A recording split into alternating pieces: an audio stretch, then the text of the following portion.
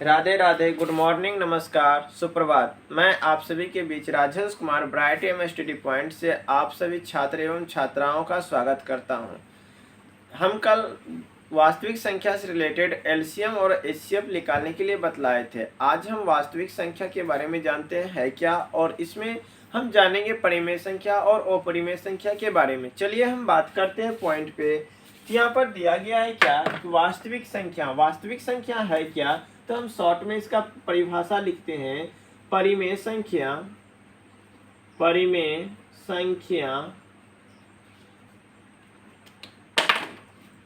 एवं अपरिमेय संख्या के सम्मिलित रूप। अर्थात कहने का तात्पर्य कि परिमेय संख्या एवं अपरिमेय संख्या जब सम्मिलित होता है तो वही मेरा क्या कहलाता है, वास्तविक संख्या। हम थोड़ा सा नंबर लाइन की जिक्र कर देते हैं। यहाँ पर मेरा 0 जब राइट साइड जाते हैं तो प्लस में मान देता है 1 2 3 4 डॉट डॉट डॉट इन्फिनिट तक। जब लेफ्ट में आते तो माइनस में -1 -2 -3 -4 डॉट डॉट डॉट। हम नंबर लाइन पर देखते हैं कि परिमेय संख्या भी है, अपरिमेय संख्या, प्राकृतिक संख्या, पूर्ण संख्या, पूर्णांक संख्या सभी प्रेजेंट है। तो यहाँ पर देख रहे हैं क्या, तो इन नंबर लाइन पर जो है कुछ ऐसे टर्म होते हैं जहाँ पर अपरिमेय संख्या, जैसे कि हम 2 ये परिमेय संख्या, 3 परिमेय संख्या, 4 परिमेय संख्या है। लेकिन यहाँ पर बात करते हैं कि 1 और 2 के बीच में कहीं पर एक पॉइंट होगा जहाँ पर मान होगा √2, जो कि अपरिमेय संख्या है। 2 और 3 के बीच में कहीं पर एक पॉइंट होगा जो कि √5 होगा, यह अपरिमेय संख्या है। तो हम कह सकते हैं नंबर लाइन पर परिमेय संख्या और अपरिमेय संख्या दोनों प्रेजेंट होते हैं। तो इसलिए हम आज डिस्कस जो करने जा रहे हैं परिमेय संख्या और अपरिमेय संख्या के बारे में। अब हम मेरा थ्योरम जो है दे रहा क्या, परिमेय संख्या 1.3 कहा कि मान लीजिए P कोई एक अभाज्य गुणनखंड है। यदि P a स्क्वायर को विभाजित करती है तो P a को भी विभाजित करेगी, जहां एक धनात्मक पूर्णांक है। कोई संख्या भाज्य संख्या मेरा दे दिया क्या, a। तो यहाँ पर भाज्य संख्या जो मेरा a है, तो हम मान लेते पुनः माना कि भाज्य संख्या a है जिसका गुणनखंड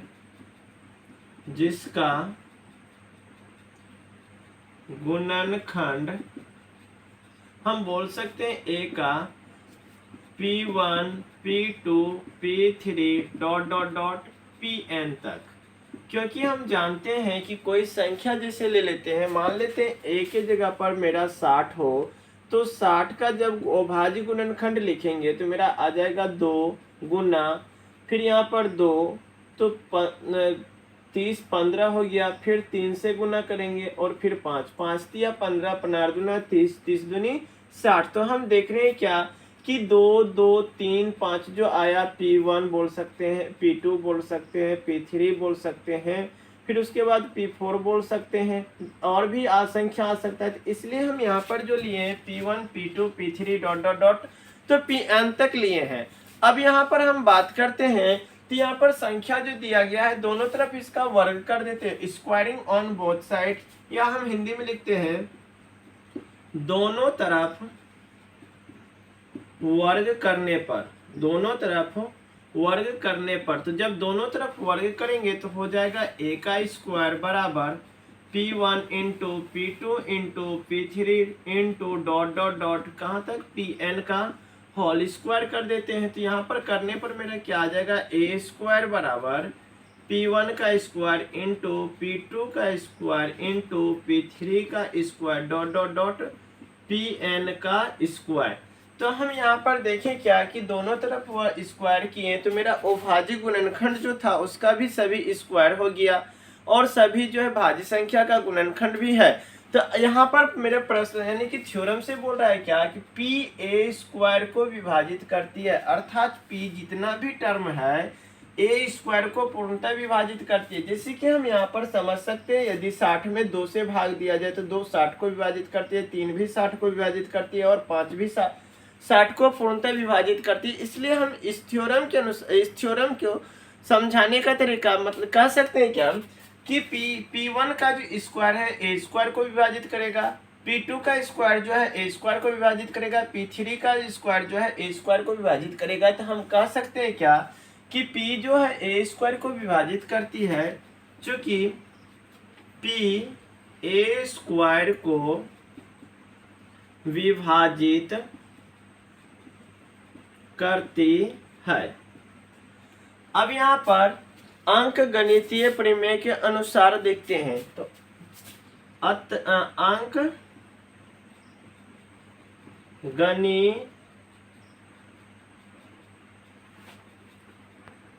गणितीय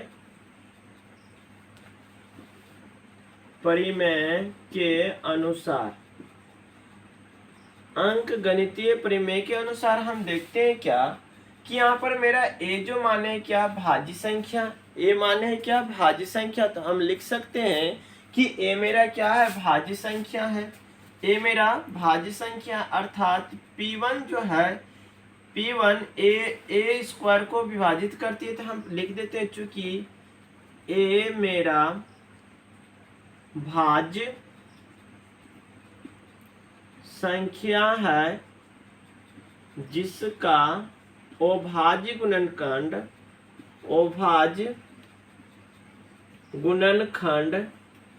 P1 P2 P3 P4 ... Pn है। तो यहाँ पर हम देख रहे हैं a मेरा क्या है भाज्य संख्या, जो कि यहाँ पर P1 P2 P3 Pn तक मेरा क्या है अभाज्य गुणनखंड किसका, तो a का।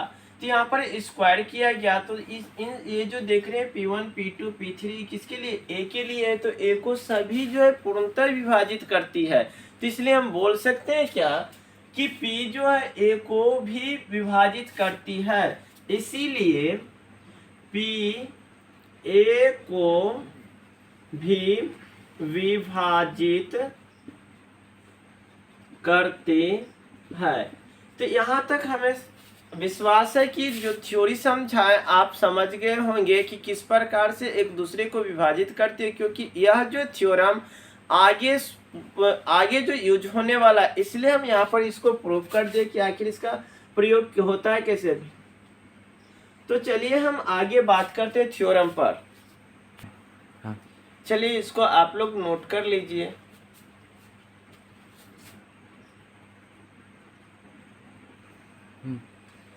चलिए हम बात करते हैं अगले पॉइंट पर। तो प्रमेय दे दिया 1.4, बोला कि सिद्ध कीजिए कि रूट n एक अपरिमेय संख्या है। अर्थात हमें दे दिया है क्या कि रूट n एक अपरिमेय संख्या है, जहाँ n बराबर n का मान दे दिया है अभाज्य संख्याएं। n जो मेरा कौन सा संख्या है, अभाज्य संख्या। अर्थात अभाज्य संख्या के बारे में हम पिछले चैप्टर में चर्चा कर चुके हैं, तो आप समझ गए होंगे अभाज्य संख्या। तो यहाँ पर n का मान कुछ भी हो सकता है अभाज्य संख्या में। n बराबर 2 3 5 7 11 13 17 19 फिर हो जाएगा 23 etc। कुछ भी हो सकता है n का मान। तो यहाँ पर बोला गया था बुक में कि रूट 2 को प्रूव करने के लिए एक अपरिमेय संख्या है। हमने सबको देखते हुए एक ऐसा थ्योरी बना रहे हैं जो कि 2 बोले, रूट 2 बोले, रूट 3 बोले, या रूट 5 बोले, या रूट 7, जो भी अभाज्य गुणनखंड है सभी के लिए यह काम करेगा। तो इसलिए हम किसी संख्या की प्रश्नल संख्या की जगह पर एक मान ले लिए n, और यहाँ पर बोला क्या सिद्ध कीजिए कि रूट n एक अपरिमेय संख्या है। तो चलिए ध्यान से देखते हैं, हम प्रूव करने जा रहे हैं। तो यहाँ पर जो भी दिया जाए कि अपरिमेय संख्या, तो हम सबसे पहले परिमेय संख्या मान लेते हैं कि जो दिया गया उसको परिमेय संख्या। तो हम कह सकते हैं माना कि रूट n एक परिमेय संख्या है। मान लिए कि रूट एन एक परिमेय संख्या है, तो हम परिमेय संख्या के बारे में क्या जानते हैं कि परिमेय संख्या जिसे पी बाई क्यू के रूप में लिखा जाए और q equal to not zero, p एवं q क्या होता है, पूर्णांक होता है। तो यहाँ पर हम इसके बारे में चर्चा कर दिए कि p बाय क्यू, तो हम बोल सकते हैं यहाँ पर माने कि रूट एन एक परिमेय संख्या है, तो हम परिमेय संख्या को p बटे क्यू के रूप में लिख सकते हैं। तो यहाँ पर p बटे क्यू बराबर बोल सकते हैं रूट एन। जब इतना करते हैं तो दोनों साइड वर्ग कर देते हैं, दोनों साइड वर्ग, स्क्वायरिंग ऑन बोथ साइड। यहाँ पर लिखते हैं क्या, दोनों तरफ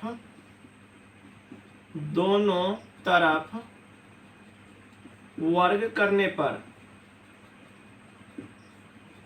करने पर जब दोनों तरफ वर्ग करेंगे तो p बटे क्यू का होल स्क्वायर रूट एन का होल स्क्वायर।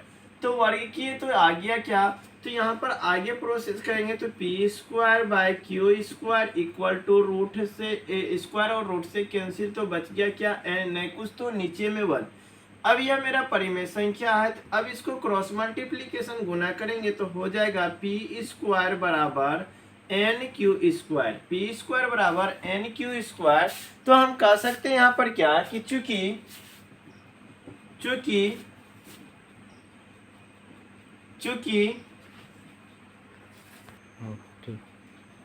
चलिए पिछले थ्योरी के अनुसार हम कह सकते हैं क्या कि एन पी स्क्वायर को विभाजित करता है, तो हम लिखते हैं क्या कि एन पी स्क्वायर को विभाजित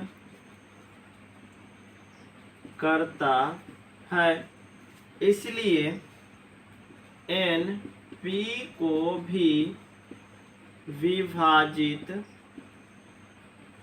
करेगा। अब हम इतना करने के बाद हम एक बार देख लेते पुनः, लिखते पुनः माना कि p बराबर 2k, p बराबर मान लिए 2k। तो अब यहाँ पर माने तो फिर दोनों तरफ वर्ग कर देते हैं, तो दोनों तरफ वर्ग करने पर जब दोनों तरफ वर्ग करते हैं तो मेरा आ जाता है p का स्क्वायर बराबर 2 का स्क्वायर 4 और k का स्क्वायर k स्क्वायर। सॉरी यहाँ पर 2 की जगह पर n है तो हम n लेंगे, कोई डिजिट नहीं, n हम लेके चले हैं तो n ले लिए, तो यहाँ पर n का स्क्वायर और k का स्क्वायर। हम यहाँ पर दे दिया है क्या, p स्क्वायर बराबर n क्यू स्क्वायर, तो हम p के स्थान पर लिख सकते हैं n क्यू का स्क्वायर बराबर n स्क्वायर k स्क्वायर। तो देख रहे हैं मेरा यहाँ पर 2n है, यहाँ पर 1n, इसको और जो है लिखते हैं अलग अलग करके, n को n गुना n k स्क्वायर, तो 1n से 1n कैंसिल हो गया, तो मेरा आ गया क्या, तो हम इधर थोड़ा सा ले लेते हैं जो दिखाई यदि ना पड़े, तो यहाँ पर मेरा आ जाएगा क्यू स्क्वायर बराबर, इसलिए क्यू स्क्वायर बराबर तो n के स्क्वायर। अब यहाँ पर देख रहे हैं कि n जो है क्यू स्क्वायर को विभाजित कर रहा है, तो लिखेंगे चूंकि n क्यू स्क्वायर को विभाजित करता है, इसलिए n q को भी विभाजित करेगा। अब चलिए देखते हैं यहाँ पर, जब देख रहे हैं क्या कि पुनः पहले बार किए तो n p स्क्वायर को विभाजित करता था, फिर n p को विभाजित किया, जब पुनः हम किए तो यहाँ पर फिर पुनः बोल रहा है क्या n q स्क्वायर को विभाजित करता है, इसलिए n q को भी विभाजित करता है, फिर करेंगे तो यही कहते रहेगा, अर्थात हम करते रहेंगे, आगे प्रोसेस चलते रहेगा, कभी कटने वाला है नहीं। तो इसलिए हम कहेंगे क्या कि यह कथन क्या है, विरोधाभास है, अर्थात यह विरोध करता है, अर्थात यह सही नहीं है। तो हम कह सकते हैं अतः यह कथन विरोधाभास है, यह कथन विरोधाभास है। और जो हम माने थे कि माना कि रूट n एक परिमेय संख्या है, तो मेरा मानना भी क्या हो गया, गलत। तो लिखेंगे मेरा मानना गलत निकला, इसीलिए रूट n एक अपरिमेय संख्या है। तो यहाँ पर हमने बोला था क्या, सिद्ध कीजिए कि रूट n एक अपरिमेय संख्या है। तो हमने यहाँ तक करके हम लास्ट में ज्ञात कर दिए कि रूट n एक अपरिमेय संख्या है। अब n के जगह पर हम या 2, 3, 5, 7, 11, 13 कुछ भी अभाज्य संख्या ले लें तो मेरा जो आराम से हम उसको प्रूव कर सकते हैं। तो चलिए हम मिलते हैं नेक्स्ट क्वेश्चन पे। अब एक्सरसाइज की बात करने जा रहे हैं। चलिए ध्यान दीजिएगा, अपना किताब को पास में रखिए और पेन और पेपर साथ में रखिए और मेरे साथ बने रहिए। चलिए तब देखते हैं प्रश्न को। प्रश्नावली 1.3 एक नंबर प्रश्न बोला, सिद्ध कीजिए कि रूट 5 एक अपरिमेय संख्या है। तो सिद्ध कीजिए कि रूट 5 एक अपरिमेय संख्या। अभी प्रूफ किए कि रूट n एक अपरिमेय संख्या है। तो यहाँ पर 5 जो देख रहे हैं ये मेरा क्या है, अभाज्य संख्या। तो हम फिर मानेंगे कि माना कि रूट 5 एक परिमेय संख्या है, परिमेय संख्या है। अब परिमेय संख्या को हम p/q के रूप में लिख सकते हैं। तो यहाँ पर रूट 5, अब इतना करने के बाद हम करते थे क्या, दोनों तरफ वर्ग। तो लिखते हैं दोनों तरफ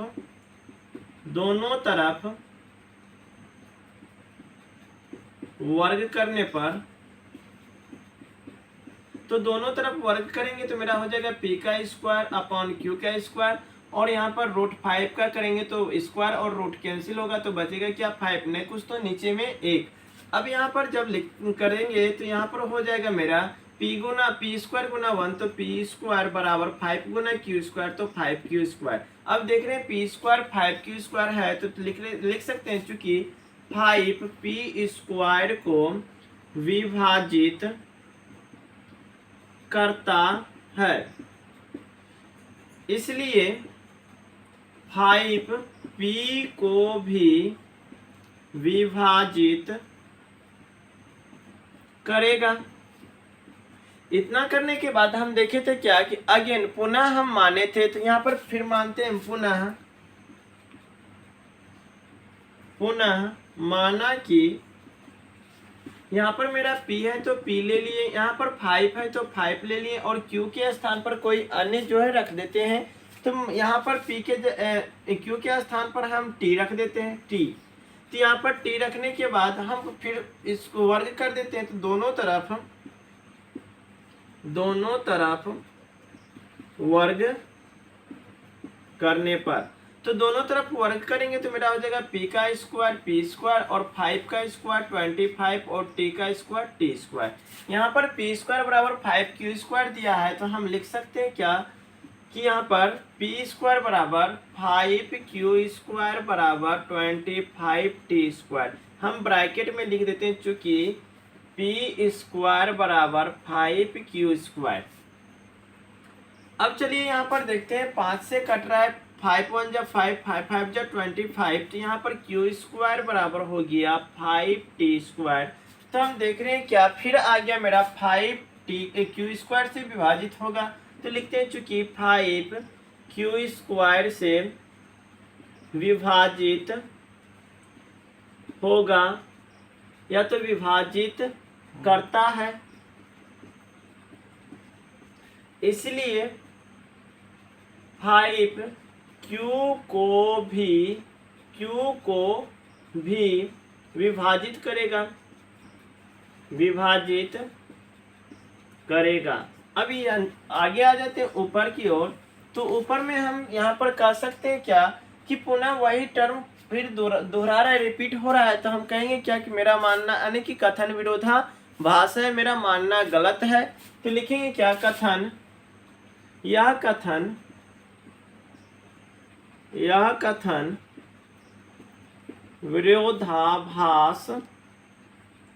विरोधाभास है, मेरा मानना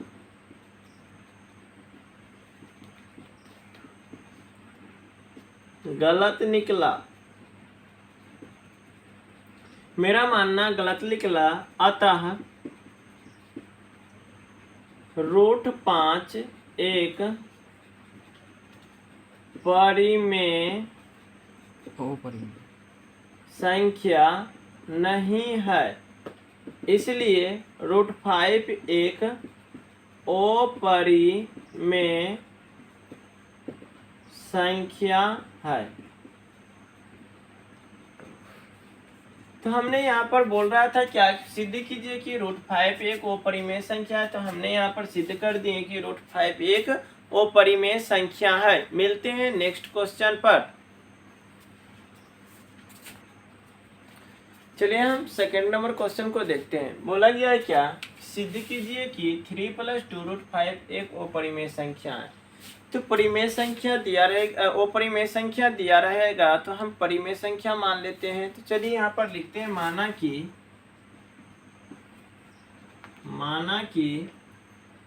3 + 2 √5 एक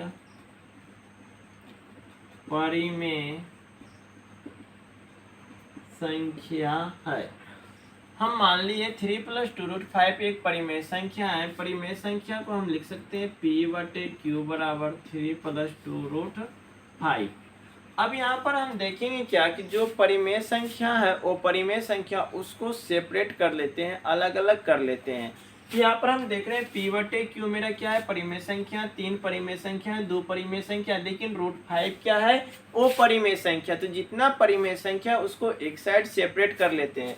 तो चलिए यहाँ पर 3 प्लस में बराबर की इस साइड आएगा तो माइनस हो जाएगा। तो P/Q -3 = 2 √5। नहीं कुछ तो 1 हम देख रहे हैं भिन्न का घटाव है, तो हम यहाँ पर भिन्न का घटाव कर देंगे। तो 1 और Q का एलसीएम 1 Q से भाग देंगे तो 1 1 गुना P -1 से भाग देंगे तो Q गुना 3 तो 3Q = 2 √5।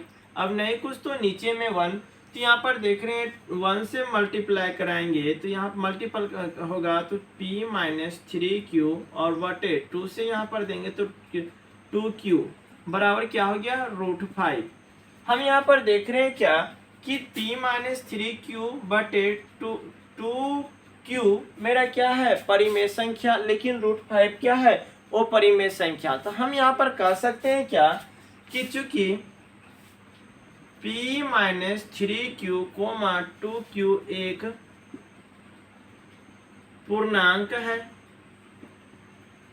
है, इसीलिए P -3Q बटे 2Q एक परिमेय संख्या है। यहाँ पर P -3Q बटे 2Q परिमेय संख्या है। चूंकि √5 जो है, √5 एक अपरिमेय संख्या है। तो हम देख रहे हैं क्या कि हम पहले थ्योरी में बतला चुके थे। पॉइंट को आप लोग फिर से हम बतलाने जा रहे हैं कि यदि किसी परिमेय संख्या और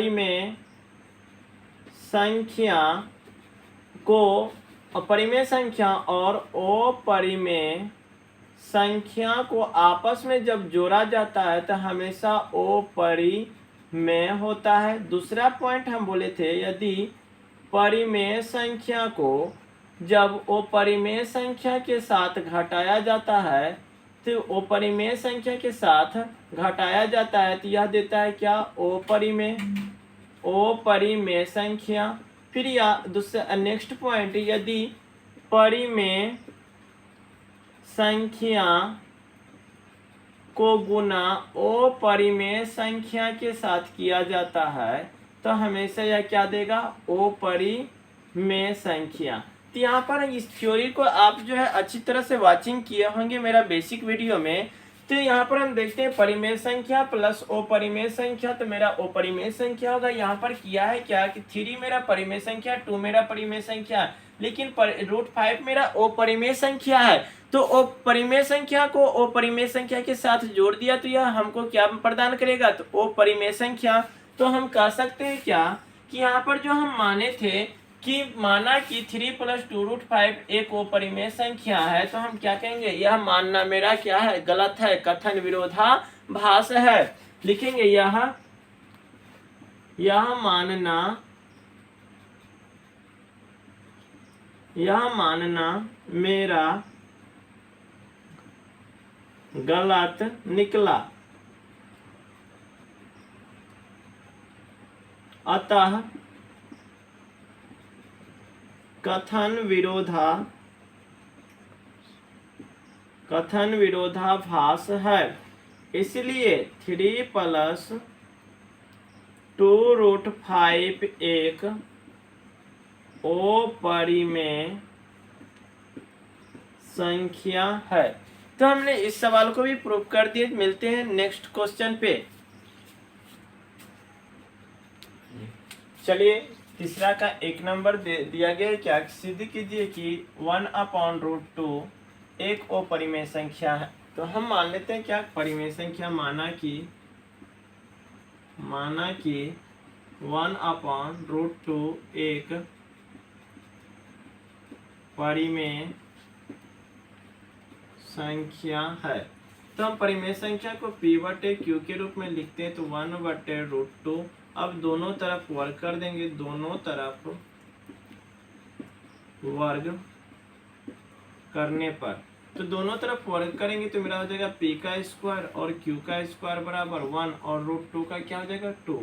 अब मल्टीप्लाई कर देते हैं तो यहाँ पर हो जाएगा क्या कि 2 गुना p स्क्वायर 2p स्क्वायर बराबर q स्क्वायर गुना 1 तो q स्क्वायर। हम यहाँ पर देख रहे हैं क्या कि 2p स्क्वायर बराबर q स्क्वायर, तो हम लिख सकते हैं चूंकि 2q स्क्वायर को विभाजित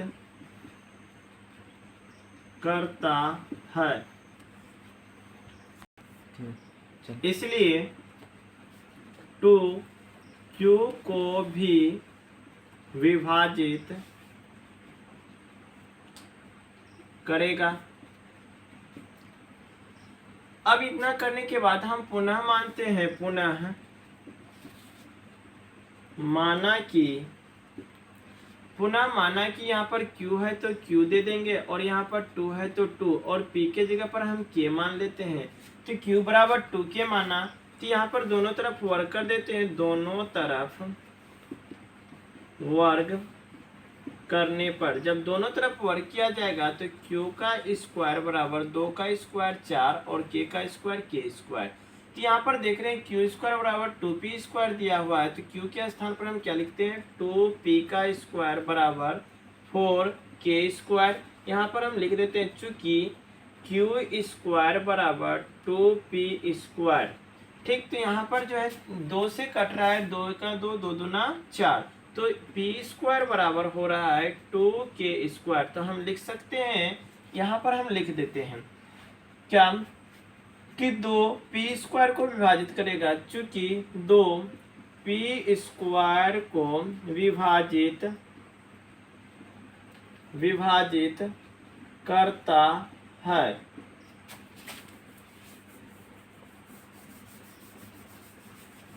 करता है। इसलिए 2p को भी विभाजित करेगा। अब यहाँ पर देख रहे हैं इस प्रकार से चलते आ रहा है, तो हम क्या कहेंगे कि यह कथन क्या है, विरोधाभास है, या यह कथन विरोधाभास है। अतः मेरा मानना गलत हुआ, इसलिए 1/2√2 एक अपरिमेय संख्या है। तो हमने यहाँ तक प्रूव कर दिया, जितना टाइप हो सके हमने इस चैप्टर में बतलाए। बाकी जो टाइप बच गया, टाइप बचा नहीं, यानी कि उसी क्वेश्चन को बार बार रिपीट कर रहा है, तो आपसे विनती है कि जो हम बतलाएं, जो क्वेश्चन बच गया 1-2, आप उस पर प्रैक्टिस करें, होमवर्क अपने से करें और समझने की बात जहाँ तक रहे तो हम अपने दिल से जहाँ तक हो सके समझाने का कोशिश करता हूँ। तो मिलते हैं नेक्स्ट वीडियो में, तब तक के लिए नमस्कार, जय हिंद।